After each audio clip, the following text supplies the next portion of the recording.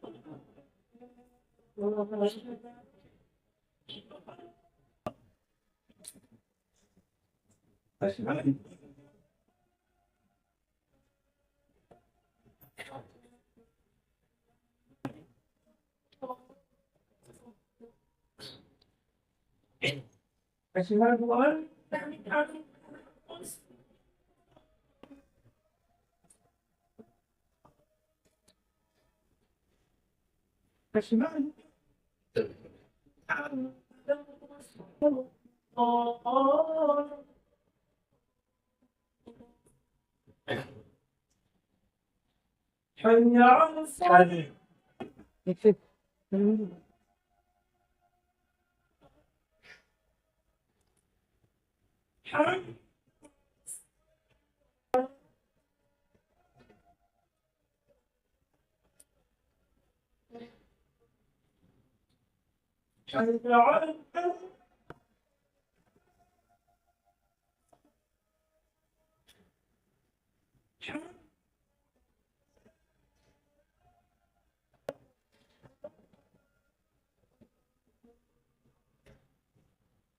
الله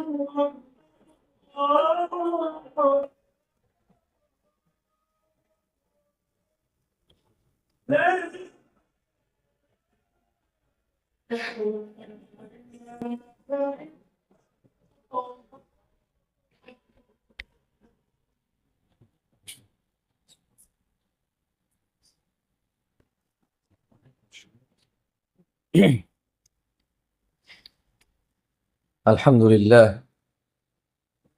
الحمد لله نحمده ونستعينه ونستهديه ونعوذ بالله من شرور أنفسنا ومن سيئات أعمالنا. من يهده الله فلا مضل له ومن يضلل فلا هادي له، وأشهد أن لا إله إلا الله وحده لا شريك له، وأشهد أن محمدا عبده ورسوله. أما بعد، قال الله تعالى: يا أيها الذين آمنوا اتقوا الله حق تقاته ولا تموتن إلا وأنتم مسلمون. وقال الله جل وعلا: أعوذ بالله من الشيطان الرجيم: يا أيها الناس اتقوا ربكم الذي خلقكم من نفس واحدة وخلق منها زوجها وبث منهما رجالا كثيرا ونساء واتقوا الله الذي تساءلون به والأرحام إن الله كان عليكم رقيبا. وقال الله تعالى: يا أيها الذين آمنوا اتقوا الله وقولوا قولا سديدا يصلح لكم أعمالكم ويغفر لكم ذنوبكم ومن يطع الله ورسوله فقد فاز فوزا عظيما. عباد الله، فإن أصدق الحديث كتاب الله، وخير الهدي هدي محمد صلى الله عليه وسلم، وشر الأمور محدثاتها، وكل محدثة بدعة، وكل بدعة ضلالة، وكل ضلالة في النار. فيا عباد الله، প্রশংসা আল্লাহ তাআলার, যিনি আমাদের সৃষ্টি করেছেন তুচ্ছ পানি থেকে, তারপর সুন্দরতম আবহাওয়ায় প্রেরণ করেছেন এই পৃথিবীতে নর এবং নারী হিসেবে। প্রশংসা আল্লাহ তাআলার, যিনি আমাদের অপরাধের পর ক্ষমার দরজা খুলে রেখেছেন আমাদের মৃত্যু অবধি এবং কিয়ামত অবধি। আলহামদুলিল্লাহ। অসংখ্য দুরূদ ও সালাম নাযিল হোন মুস্তাফা সাল্লাল্লাহু আলাইহি ওয়াসাল্লামের উপর, যার পরে এই পৃথিবীতে আর কোনো নবী রাসূল আগমন করবেন না। আমরা সবাই বলি আল্লাহুম্মা সাল্লি আলাইহি আল্লাহুম্মা বারিক আলাইহি। আমরা সবাই ইবাদত করি অথবা অপরাধ থেকে দূরে থাকার চেষ্টা করি, যাতে আল্লাহর আযাব আমাদেরকে না ছোঁয়, যাতে আল্লাহর সন্তুষ্টি নিয়ে আমরা জান্নাতুল ফিরদাউসে যেতে পারি। তার মানে ইবাদত এবং অপরাধ থেকে মানুষের অপরাধ এড়িয়ে চলার প্রবণতা হচ্ছে জাহান্নাম থেকে বাঁচা, আর ইবাদতের উদ্দেশ্য হচ্ছে জান্নাত হাসিল করা আল্লাহর রহমতে। তো যদি মানুষ আল্লাহর জান্নাত না পায়, তাহলে তার ইবাদত বিফলে গেছে যদি মানুষ জাহান্নামে চলে যায়, তার অপরাধ থেকে যে সে সবসময় এড়িয়ে চলতো অপরাধ, তা যথাযথ হয়নি বলেই গণ্য হবে। তো এর মধ্যে আল্লাহ সুবহানাহু ওয়া তাআলা এমন ভাবে আমাদের সৃষ্টি করেছেন, তিনি দিয়েছেন পূর্ণ স্বাধীনতা। দিয়েছেন কি? পূর্ণ স্বাধীনতা। কোনো হস্তক্ষেপ করে না আমাদের কোনো কাজে। তিনি যুগে যুগে নবী রাসূল দিয়ে মানুষকে মানুষের করণীয় ও বর্জনীয় কি করেছে? স্পষ্ট করে দিয়েছে যে মানুষ কি করবে এবং কি বর্জন করবে। এখানে কিছু মানুষের কিছু ভুল ধারণা, মানুষ মনে করে যে মানুষ ভালো কাজ করলে ভালো থাকবে। এইটা এতটুকু পর্যন্ত ঠিক আছে।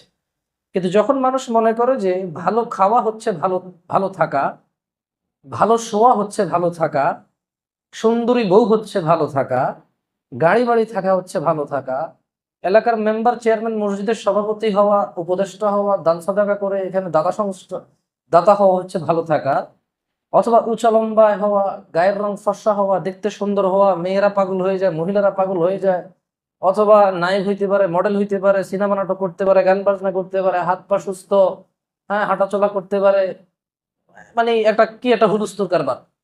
সো মানুষ যদি মনে করে যে ভালো কাজ করলে ভালো থাকতে পারে, এটা সঠিক আছে। কিন্তু মানুষ যদি মনে করে যে এই অমুক অমুক কাজ, অমুক অমুক অ্যাবিলিটি যদি আমার ভিতরে থাকে, তাহলে আমি ভালো আছি, সেটা তাহলে ভুল ধারণা আছে। তো মানুষ পূর্ণ স্বাধীন। আল্লাহ সুবহানাহু ওয়া তাআলা মানুষের জন্য বেসিক কিছু জিনিস ফিক্স করেছে। এটা রিক্সাওয়ালা, পঙ্গু, মোট কথা হলো যার ব্রেইন আছে, মেধা আছে, যে ভালো মন্দের জ্ঞান রাখে, এবার ও ধনী হোক, দরিদ্র হোক, নিঃস্ব হোক, আর রাজা মহারাজা হোক, সবার জন্য বেসিক সমান। যেমন সলাৎ, এর কোনো ধনী দরিদ্রতা নাই, মহিলা পুরুষ নাই, হিজড়া নাই, এ কোনোভাবে আলাদা করা যাবে না কারো থেকে কারোটা। যেমন রোজা, যে সক্ষম, অসুস্থ না, ক্যাটাগরিজের মধ্যে যে সুস্থ সাবলীল, তার উপরে ফরজ। এইটা মানে এখানে কোনো আর বাহানা নাই যে আমি রিক্সা চালাই রোজা ভাঙবো, আমি মাটি কাটি আমি রোজা ভাঙবো, আমি বাস চালাই, সিএনজি চালাই আমি রোজা ভাঙবো, আমি দৌড়াদৌড়ি করি আমি সুযোগ নেই। সবার জন্য সমান। সো এগুলো হচ্ছে ফিক্স। কিন্তু এর মধ্যেও আমরা মানুষরা দেখা যাচ্ছে যে নামাজ পড়াকে নেকির কাজ মনে করলেও, রাস্তা দিয়ে একটা মেয়ে হেঁটে যাচ্ছে, ওর দিকে তাকিয়ে ওর নীল নকশা আঁকাকে ভুল মনে করি না। বুঝাইতে পারিনি। নামাজ পড়াকে নেকির কাজ মনে করলেও, রাস্তা দিয়ে একটা মেয়ে হেঁটে যাচ্ছে, কার মেয়ে, বয়স কত, বিয়ের লাগ হয়েছে, বিয়ে দেয় না কা, হাঁটে এমনি কা, স্বাস্থ্য বাইরে গেছে কা, চিকন কা, এগুলো আমরা মাইফা ফেলি। সো এটাকে আমরা অন্যায় মনে করি না। আমরা ভাবির সাথে রাত্রি যাপন করা অপরাধ মনে করলো, ভাবির সাথে পাশাপাশি মোড়ায় বসে, চেয়ারে বসে, টেবিলে বসে, টুলে বসে, কিচেনে গিয়ে রান্না বান্নায় হাত বাটানো, গল্প করাকে অন্যায় মনে করি না। আমরা ভাবির সাথে রাত্রি যাপনকে অন্যায় মনে করলেও, পরীক্ষায় পাশ করে এসে ভাবিকে আঞ্জা করে ধরে ভাবি পাশ করছি বলাকে অন্যায় মনে করি না। বুঝাইতে পারিনি। আমরা এগুলো অন্যায় মনে করি না এখন আর। সব মানুষ মানে মানুষ চেঞ্জ হয়েছে। এখানে আবার ইবাদত মানুষ ভিন্নভাবে নিয়ে নিছে। এক গ্রুপ মনে করতেছে যে এটা বড় লোকের, আরেক গ্রুপ মনে করতেছে এটা গরিবের। ইবাদতকেও তারতম্য নিয়ে চলে আসছে। মানে যখন আপনি এর আসলে ডিফারেন্ট ডিফারেন্ট উদাহরণ দেওয়া যেতে পারে, তবে এটা একটু খারাপের দিকেও চলে যেতে পারে, আপনারা মাইন্ডও নিতে পারেন। এটাকে আমি লিভ করলাম। এমনিতে আমার এই দেশের কথাবার্তা বলার আন্দাজ ভালো না। আমি এখানকার বিহেভিয়র, এখানকার যে ন্যাচারাল বিহেভিয়র আছে, বাচ্চাদের যে আদব কায়দা আছে, মানে আমাদের এলাকাকৃত আর কি। আমি বলবো না যে আমি বেয়াদব, এটা বলবো না, তবে আঞ্চলিক আদব আমার ভিতরে কম। তো এই জন্য চেষ্টা করতেছি অনেক কিছু বলা থেকে বিরত থাকতে। তো মানুষ ইবাদত করে জান্নাতের জন্য, মানুষ অপরাধ থেকে দূরে থাকে জাহান্নাম থেকে বাঁচার জন্য। কিছু মানুষের মাথায় এটা ঢুকে গেছে, সারাদিন ইবাদত করলে হবে, পয়সা করেও কামাই করতে হবে। এটা কখন বলে সে জানেন? যখন তাকে বলে 5 ওয়াক্ত নামাজ পড়তে, তার কাছে তখন একটা যুক্তি আসে কি, সারাদিন আল্লাহ আল্লাহ করতে, আল্লাহ কিন্তু বলে নাই। তুমি কাজকর্ম করতে হবে, হালাল রুজি করে, এটা একটা ইবাদত। আমরা রিক্সা চালাই খাই, ভ্যান চালাই খাই, এটার চাইতে বড় ইবাদত আর কি আছে? এইটাও সারাদিনের সাথে তুলনা করলো কখন, যখন ওকে সালাত আদায় করতে বললো, সালাত আদায় করলো, একটু ইসলামিক একটা প্রোগ্রাম হচ্ছে, 2-4টা দিন নিয়ে কথা হচ্ছে, হারাম হালাল নিয়ে কথা হচ্ছে, সেপারেশন হচ্ছে, তখন ওকে বললো এটা বলবে। হ্যাঁ, আপনি সারাদিন বেকার থাকেন, এই একটু সপ্তাহে 2টা হালাকা, 2টা ইসলামিক প্রোগ্রাম আপনি অ্যাটেন্ড করেন কিছু শেখার জন্য। আপনি বন্ধু বান্ধবের সাথে যান, ক্রিকেট খেলেন, ফুটবল খেলেন, আপনি গেমস খেলেন, আপনি আড্ডা দেন, আপনি প্রেম করেন, আপনি বেড়াইতে যান, সব উদাহরণ আসবে না। আপনার মা আপনাকে উদাহরণ দেবে, কাম কাজ তো নাই, খালি ওই আল্লাহ বিল্লাহ করলেই চলবে না, তোমার ঘরে খানা আসবে। আল্লাহ খালি আল্লাহর ইবাদত নিয়ে পড়ে থাকতে বলে না, কাম কাজও করতে বলছে। ওই পোলা কিন্তু সারাদিন ইবাদত করে না, কিন্তু সপ্তাহে 2টা প্রোগ্রাম অনলি অ্যাটেন্ড করে। তো ওর মায়ের কাছে মনে হচ্ছে, ওর বাবার কাছে মনে হচ্ছে ও সারাদিন আল্লাহ আল্লাহ করে, কোনো কাজ করে না, আর আল্লাহ আল্লাহ না করার কারণে সে কাজ করে না। এভাবে মানুষের মাথা এখন চেঞ্জ হচ্ছে। মানুষ অনেক আগ থেকে এগুলো বলা শুরু করছে যে সারাদিন আল্লাহ আল্লাহ করলে চলবে না, কি করতে হবে, কাজকর্ম করতে হবে। আমি ওদেরকে বলতে চাই, কোন মানুষ ফজরের নামাজ পড়ে যদি কাজকর্মে লেগে যায়, হালাল ওইটাই আল্লাহ আল্লাহ করা। সুবহানাল্লাহ বলা ইবাদত, আলহামদুলিল্লাহ বলা ইবাদত, আস্তাগফিরুল্লাহ বলা ইবাদত, 2 রাকাত নফল সালাত পড়া ইবাদত, 2 টাকা সাদকা করা ইবাদত। ওই ফজরের সালাত আদায় করে হালাল কর্মে গেলে ওইটাও ইবাদত। সো ইটস ইবাদত। আমার মূল টার্গেট হওয়া উচিত ইবাদত। কি আমার মূল টার্গেট হওয়া উচিত? কি ইবাদত। কেন? ইবাদত করলে আমার নেকির পাল্লা ভারী হবে, আল্লাহর সাথে আমার সম্পর্ক গাঢ় হবে, আল্লাহর সাথে আমি ক্লোজ হব, অপরাধ প্রবণতা কমে আসবে আমার। সো আমার উচিত হচ্ছে টার্গেট নেওয়া, ইবাদত করা। এবং যখন যে অবস্থায় আছি সেই অবস্থায় যে অ্যাভেলেবেল ইবাদত আছে সেটাকে করা, যেটা আমার জন্য বেটার সেটা করা। যে এগুলো কথা বলছিলাম কেন, মানুষ আসলে তার ইবাদত দিয়েও যে জান্নাতে যাবে, আর তার অপরাধ এড়িয়ে চলা থেকেও যে মানুষ জাহান্নাম থেকে মুক্তি পাবে তা নয়। মানুষকে আল্লাহ ক্ষমা করলেই মানুষ জান্নাত পাবে, মানুষকে আল্লাহ দয়া করলেই মানুষ জান্নাত পাবে। তো যদি আজকে এখানে মুসল্লিরা জুমার নামাজে এজন্য আসে যে এইটা সপ্তাহে একটা নামাজ, না পড়লে আমার অসুবিধা হতে পারে, আমার ইমান দুর্বল হয়ে যেতে পারে, আমার মুসলমানিত্ব দুর্বল হয়ে যেতে পারে, জিনিসটা খারাপ দেখা যায় সপ্তাহে যদি একদিন না পড়ি। তো এক ক্যাটাগরির মুসল্লি এখানে আছে হয়তো এরকম, এখানে না, বাংলাদেশের যে কোনো মসজিদে আছে এরকম। ইভেন আজকের দিনে বাইতুল্লাহ, মক্কার মদিনাতুল মুনাওয়ারা, মক্কাতুল মুকাররমা, ওখানেও সেম ক্যাটাগরির এমন অনেক বাংলাদেশি আছে, ইন্ডিয়ান আছে, পাকিস্তানি আছে, ইভেন সৌদি আছে, যে উমরায় গেছে অথবা হজে গেছে, হজ থেকে এসার নামাজ পড়বে না, উমরা থেকে এসার নামাজ পড়বে না। আমি বহু বাংলাদেশি চিনি, যেহেতু আমি, দেখেন আমি বাঙালিকে খারাপ বলতেছি না, আমার দেশ কোথায়? বাংলাদেশ। আমার আত্মীয় স্বজন কোন দেশি? বাংলাদেশি। আমার পাড়া প্রতিবেশী কোন দেশি? বাংলাদেশি। আমি চলি কার সাথে? বাংলাদেশির সাথে। সো আমি ওনাদেরটা জানি, বাকিদের গুলো আমি জানি না। হতে পারে আরো খারাপ, হতে পারে ভালো। এমন বহু বাংলাদেশি আমি চিনি, আমার ঘরেই আছে, উমরায় গিয়ে শুধু তাওয়াফ করে আসো, জোর পড়ে না, মক্কার পাশেই হোটেল নিয়ে থাকে। So there is a different kind of মুসল্লিস এখন এক্সিস্ট করে, মানে এখন পাওয়া যায়, অ্যাভেলেবল পাওয়া যায়। সো যদি যাদের ইচ্ছা হচ্ছে যে ইবাদত করে জান্নাতে যাব, তাহলে আল্লাহর ক্ষমা পেতে হবে। কি পেতে হবে? ক্ষমা পেতে হবে। এখন প্রশ্ন, ক্ষমা কিভাবে পাবে? ধরেন জানাকারী জানা করে, মদখোর মদ খায়, ঘুষখোর ঘুষ খায়, মানে হিন্দু লোকের শুকর খায়, মানে ইয়েস, ও ঘুষের টাকা দিয়ে গরুর গোশত খায়, কি মজা, সুবহানাল্লাহ। হ্যাঁ, গরু, এটাকে কম্প্রোমাইজ করা যায় ভাই, গরু গরুই, এরকম উদাহরণ দেবেন। আবার 3 পিসের জায়গায় 4 পিস নিয়ে বলবো যে আরে ভাই গরু কি আর না করা যায়, যতই ডাক্তারে কো, এইটা সামনে পেলে গে, আরে দাও দাও, আজকে একদিন খেলে কিচ্ছু হবে না। শোনা গেছে অমুক হোটেলে কুকুরের মাংস দিয়ে রান্না করে খাওয়ানো হয়েছে, মানুষের কি অধঃপতন, ছি ছি ছি ছি। শেষ পর্যন্ত কুকুর খাওয়াইলো মানুষের, আল্লাহ এদের জায়গায় কবর হবে না। উনি কিন্তু ঘুষের টাকা দিয়ে জমজমের পানি কিনে খায়। সো আমি যেটা বললাম আগে, ভাবির সাথে রাত্রি যাপনকে অন্যায় মনে করলো, ভাবিকে আঞ্জা করে ধরে ভাবি পাশ করে ফেলছি, এটাকে অন্যায় মনে করে না। একসাথে চেয়ারে বসে গল্প করাকে অন্যায় মনে করে না, কারণ মাইন্ড চেঞ্জ হচ্ছে, অন্যায় অন্যায়ের সংখ্যাই বলতে যাচ্ছে। আপনি হয়তো প্রশ্ন করতে পারেন, জামশেদ ভাই আসছেন 1টা বাজে, আসলে কথা কি বিষয় নিয়ে কথা বলতেছেন? আসতেছি কথা। সাবজেক্ট হচ্ছে ক্ষমা। সাবজেক্ট কি? ক্ষমা নিয়ে কথা বলবো ইনশাআল্লাহ, সামান্য ছোট্ট করে।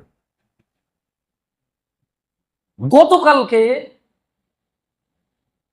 আমি যাব বাড়িতে, যে জন্য লেট হয়েছে, যাক এটাও চলে আসবেন। There is a nice story, একটা খুব দারুণ একটা গল্প তৈরি হয়েছে ওখানে। তো আমাকে খুব ইমার্জেন্সি যেতে হবে আমার বাড়িতে, গ্রামের বাড়িতে। মেহমান আসছে, একদম রিসিভ করতে হবে। ঠিক দিনের 2টা 2 মিনিটে আমি বাসার সামনে ঢাকায় আমরা রওনা করলাম। তো আমার ব্যাপার হচ্ছে একজন মেহমানকে রেখে আরেকজন মেহমানকে রিসিভ করতে যেতে হবে।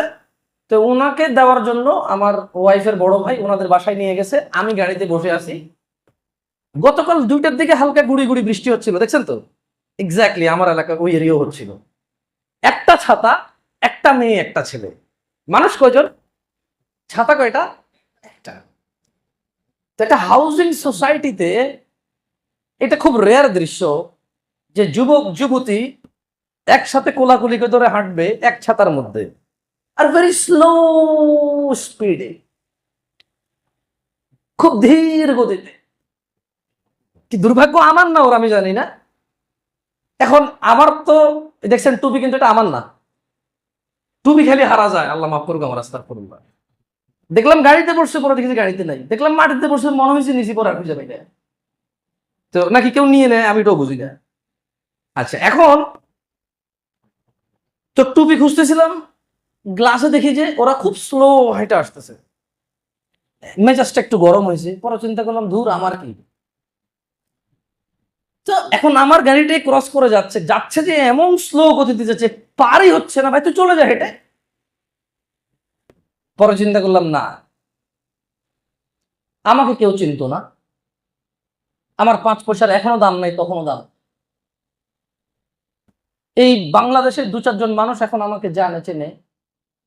একটা কথা বললে হয়তো মানুষ বিবেচনা করবে, আমার একটা অন্যায় হলে মানুষ হয়তো মার্জনার চোখে দেখবে।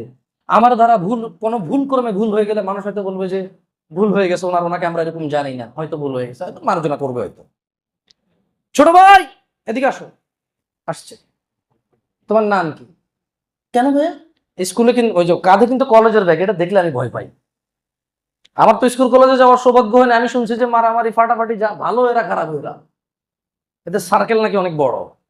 তো পোলারও কাঁধে স্কুলের কলেজের ব্যাগ, মেয়েরও। আমি স্কুল না কলেজ বুঝি না, ছোট মানুষ, বেশি বয়স হয়নি। বললাম তোমার নাম কি? খুব মৃদু ভাষায় বলছি, আমি নিজেই ভয়ে আছি, কারণ স্কুল কলেজের পোলা বাইন কতক্ষণ আমার ঘুষি দিয়ে দেবে, বলে তোর কেউ, অথবা থানা যায় মামলা করে জঙ্গি, আমার হাঁটার স্বাধীনতায় সে হস্তক্ষেপ করেছে, ঠিক না? তো স্বাধীন বাংলায় তারা তো আমি হস্তক্ষেপ করতে পারি না। তো মৃদু ভাষায় বললাম যে ভাই তোমার নাম কি? কেন ভাই? না এমনিতে জানতে পারি তো না। বলো যে সে নাম বললাম না ওর, কারণ ওর নামে আরো কত নাম আছে, সব মা বাপ চিন্তা করবো কেন আমার পোলা নাকি। আচ্ছা, এখন বললাম ভাইয়া তোমার উচিত আরো একটু শালীন হয়ে হাঁটা। ভাই আমি কি কোনো অন্যায় করেছি? জাস্ট সেইভাবে কোশ্চেন করছে, আমি কি কোনো অন্যায় করেছি ভাইয়া? আমরা লুক, তুমি অন্যায় করছো কিনা এটা বলা so tough, according to society so tough. অন্যায়ের তো অনেক সংজ্ঞা ছোট ভাই। এখানে কি ছেলে ছেলে বিয়ে করাকে ন্যায় অন্যায় মনে করে? বলে করে। বললাম কোনটা অন্যায়? তুমি জানো ইউরোপে ছেলে ছেলে বিয়ে করাকে অধিকার মনে করে। সো আসলে কোনটা অন্যায় এটা বলা মুশকিল। ভ্যারি করে সোসাইটি, ভ্যারি করে কি সোসাইটি। ইউরোপ, ইভেন আমাদের এশিয়ারও, ইন্ডিয়াতেও শুনেছি মেয়ে মেয়ে বিয়ে করার অধিকার পেয়েছে, বিয়ে ছাড়াই বাচ্চা জন্ম নেওয়ার লিভিং রিলেশনশিপের ওরা অনুমতি পেয়েছে। সো লুক ব্রাদার, তুমি যদি এখানে ঢাকা শহরে এটা করো, ঢাকার হিন্দু লোকটা, বৌদ্ধ খ্রিস্টান লোকটা বলবে সে অন্যায় করছে, কিভাবে বিবাহ ছাড়া বাচ্চা জন্ম দেয়, এটা যারও, এই বাচ্চাটা সম্পদের তো মালিক হবে না, এ পিতৃহীন। বাট ইউরোপে যাও, আমেরিকা যাও, ওটা কিন্তু তার অধিকার, সে কোনো অন্যায় করেনি, তারা ম্যাচিউর, তারা একটা প্রাপ্তবয়স্ক নর এবং নারী। তুমি অন্যায় করছো কিনা এখানে একটা মেয়েকে এভাবে জড়িয়ে ধরে, সোসাইটি বসবাস করে এই জায়গায়, ছোট ছোট বাচ্চারা মাদ্রাসা যায়, স্কুলে যায়, মায়ের সাথে যায়, অধিকাংশ পুরুষরা এখন কাজে, মারা বাচ্চা নিয়ে যাবে। ও বাচ্চা যদি প্রশ্ন করে তার মাকে, যে মা মা ওরা যেভাবে কোলাকুলি করে ছাতা দিয়ে হেঁটে যাচ্ছে, কেন যাচ্ছে ওরা এভাবে? বাচ্চারা প্রশ্ন করে বাঁশ গাছ কি, বললো যে এটা কি বাঁশ গাছ। বাচ্চা প্রশ্ন করে বাঁশ গাছ কি, আপনি বললেন যে এটা দিয়ে কাজকর্ম হয়, অনেক কিছু বানায়। ও বলবো যে ওইটা কি। ওর কাজই হচ্ছে শুধু একটা প্রশ্ন 100টা প্রশ্ন করা, শেষ পর্যন্ত আপনি বাধ্য হবেন মাফ করে দে, এটা আপনি নাই জানি না, ঠিক না? আমি এ প্রশ্নের সম্মুখীন হয়েছি। আমার বাচ্চাটাকে যখন বললাম পুরুষকে দেখা দেওয়া হারাম, তো ও আমাকে বলতেছে যে বাবা আমি তো দেখি রাস্তায় ছেলে মেয়েরা একসাথে বসে থাকে, বয়স 6.5। আমি বলেছি তোমার মামা দাদা নানা আমি তোমার জ্যাঠা চাচা, এইভাবে আমি বলছি ওকে, আস্তে আস্তে বলতেছি। মাদ্রাসায় ভর্তি করাইছি। এখন সোসাইটি ভালো থেকেই থাকতেছি, কিন্তু ওই যে ছেলে মেয়ে একটু আড্ডা ফাড্ডা করে, এখনো আমাকে বলতেছে যে তুমি তো বললা যে ছেলে মেয়ে দেখা দেওয়া হারাম, ওরা তো বসে আছে এভাবে। আমি একটু স্পিচলেস, আমি ওকে কি জবাব দেবো? আর আমি বললাম যে এইভাবে বসে থাকলে আসলে গুনাহ, বুঝছো? যেভাবে বসবে না সে আল্লাহকে খুশি করবে, আর যেভাবে বসবে আল্লাহ তার উপর রাগ করবে। আমার কাছে আর কোনো ওই ছিল না এটা ছাড়া।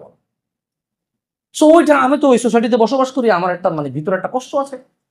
তো আমি ওকে বলছি যে আসলে অন্যায় কোনটা, এটা এখন আসলে আর ডিপেন্ড করে না মোহাম্মদ সাল্লাল্লাহু আলাইহি ওয়াসাল্লাম কি বলছে, এখন এটা ডিপেন্ড করে সমাজ কি বলছে এবং কোন সমাজে কি বলছে।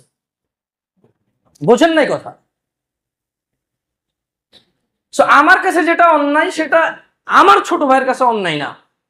রিজন কি? আমার আইডিওলজি যদি আমি মোহাম্মদ সাল্লাল্লাহু আলাইহি ওয়াসাল্লামকে করি, তার আইডিওলজি সে আধুনিকতার নামে ভিন্ন কাউকে করে রাখছে।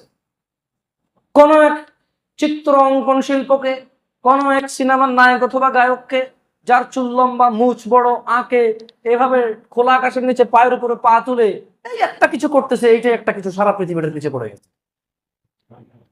যে একজনে ফাটা প্যান্ট পরে ঘর থেকে বের হইছে, সবাই এটার পিছনে। তোমরাই তো যুবকরা যারা আছো, তোমরাই তো এইখানে উপস্থিত আছে যুবক ভিন্ন দেশি প্লেয়ারদেরকে নিয়ে। ওর ফেসবুক পোস্ট দেখলে আপনি বলবেন যে সুবহানাল্লাহ, কি ভালোবাসা রে ভাই, কি ভালোবাসা। মা বাপের জন্য এরকম না। সো যেটা বললাম, তো সেজন্য আসলে গ্রামের বাড়িতে গেছি, আজকে সকাল 5টার দিকে রওনা করেছি, বৃষ্টির কারণে রাস্তাঘাট ডোবা আছে, আসতে লেট হয়ে গেছে। যাই হোক, তো যেটা নিয়ে কথা বলছিলাম যে আসলে সোসাইটিতে অন্যায়টা ডিফারেন্ট ক্যাটাগরির হয়ে গেছে। মানে অন্যায় কোনটা? আপনার কাছে দেবরকে দেখা দেওয়া অন্যায়, ঠিক একই জায়গায় মসজিদের সভাপতি তার তিন ছেলে বিয়ে করছে, একই বাসায় থাকবে, আলাদা থাকলে বলতেছে ছেলে খারাপ। দেবর ভাসুরে দেখা হচ্ছে, একই টেবিলে বসে ভাত খাচ্ছে, উনি আবার মসজিদের সভাপতি। সো ওনার কাছে ওটা অন্যায় না। আমাদেরকে আল্লাহর দিকে ফিরে আসতে হবে, ক্ষমার দিকে। আল্লাহ আমাদের অন্যায়ের মানদণ্ড হবে মুহাম্মদুর রাসূলুল্লাহ সাল্লাল্লাহু আলাইহি ওয়াসাল্লাম। যদি আমরা সমাজের সামাজিকতাকে অন্যায়ের মানদণ্ড করি, যদি আমরা রাষ্ট্রের রাষ্ট্রীয়তাকে অন্যায় আর ন্যায়ের মানদণ্ড করি দ্বীনের ক্ষেত্রে, কিসের ক্ষেত্রে? দ্বীন ইসলামের ক্ষেত্রে, জান্নাতের আশায় ও জাহান্নামকে এড়িয়ে যাওয়ার উদ্দেশ্যে, তাহলে আমাদেরকে মানদণ্ড স্থির করতে হবে জনাবে মুহাম্মদুর রাসূলুল্লাহ সাল্লাল্লাহু আলাইহি ওয়াসাল্লাম। আদারওয়াইজ সোসাইটি ডিফারেন্ট আসবে, অন্যায় ন্যায়ের সংজ্ঞাই বদলে যাবে। যেটা এখানে অন্যায় আপনার কাছে মনে হবে, সেটা ওখানে অন্যায় হবে না। আমি আসলে চেষ্টা করি, মুরব্বীরা হয়তো আমার কথা এত এনজয় করে না, পোলাপাইন হয়তো বুঝে, আমি চেষ্টা করি কারেন্ট সিচুয়েশন নিয়ে কথা বলতে। এই কয়েকদিন আগে একটা সোসাইটির লোকজন এসে বলল কি যে এখানে ছেলে মেয়ের আড্ডা দেওয়া হবে না। আর সোসাইটি বসবাস করে, সো ওরা মাইকিং করলো, যে ছেলে মেয়ে একসাথে বড়ে আছে, ছোট ছোট জামা কাপড় পরে এভাবে কোলাকুলি করে বসে আছে, বাদাম খাচ্ছে বুট খাচ্ছে, ওদেরকে প্রথমে মাইকিং করে ভিডিও টিডিও করতেছিল। তো পাশে একটা ইউনিভার্সিটি আছে, অনেক ক্ষমতাধর, বেশ প্রভাবশালী ইউনিভার্সিটি ঢাকার, ওখানকার একজন স্টুডেন্ট তার গার্লফ্রেন্ডকে নিয়ে এভাবে বসেছিল। তার কথা হচ্ছে যে ভাই আপনি ভিডিও করলেন কেন? খুব এভাবে দাঁড়ায় আছে, চুলগুলো একটু লম্বা। তো বাই দ্য চান্স আমিও কোনো একটা কারণে দিতে যাচ্ছিলাম, তো এত ভিড় দেখে দাঁড়াইছি। মানে আমি দেখছিলাম যে ওই স্টুডেন্ট যে ভিডিও করছে তাকে ভিডিও করতেছে চোখে, মানে পরে পাইলে মারবে, কেন ভিডিও করলো। তো আমি সিচুয়েশনটা বুঝতে পেরে যে ভিডিও ধারণ করতেছে তাকে বললাম যে এই তুমি ভিডিও করতেছো কেন? এটা তো অন্যায় কাজ। তুমি এটা যে ফেসবুকে লাইভে দিচ্ছ, এই অন্যায় কাজটা তো তুমি এখানে দমন করতে আসছো, প্রচার করতে আসো নাই। এটা একটা অন্যায় কাজ, তুমি এটাকে দমন করতে আসছো, প্রচার করতে আসো নাই। ভিডিও তো প্রচার করে, লাইভ তো প্রচার করে, আর তুমি আসছো দমন করতে। তুমি কেন এটা, ওর প্রাইভেসি নষ্ট করতেছো কেন? তুমি ওকে নিষেধ করো। ছেলেটাকে একটু ঠান্ডা করলাম। ওরা বললো যে ভাইয়া ও কিন্তু লাইভে ছিল, ডিলিট করে নাই। আমি বলছি তুমি থামো, তোমাকে যেই স্বাধীন